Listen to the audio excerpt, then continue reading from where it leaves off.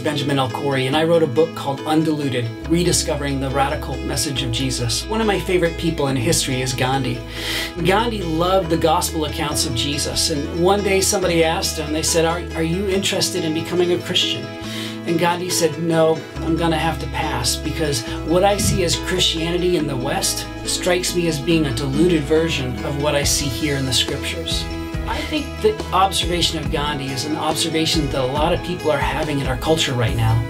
See, they see a Jesus in Scripture that seems compelling, that seems intriguing, that seems like somebody they want to follow.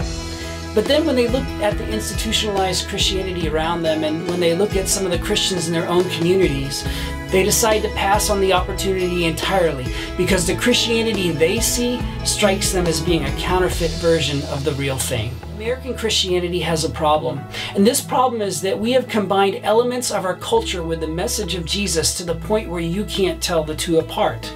We've combined these elements and essentially created a third thing that is nothing like the outside of the box originally looked like.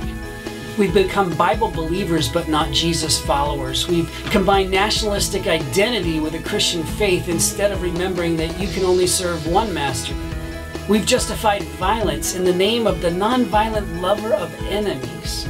We've drawn lines in the sand to determine who is in and who is out, instead of remembering Jesus, who invited in the outsider and embraced the outcast. I think there are so many people out there today who have passed on Jesus, not because of who he is, but because of the diluted version of Jesus they've seen in us. The good news is it doesn't have to always be that way.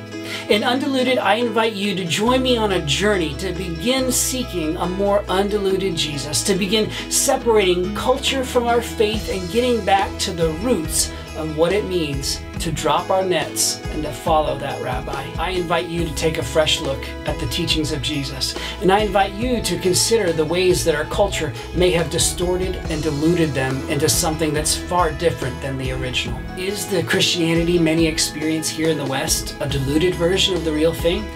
Or is there a more radical side to Jesus than what the American church has told us?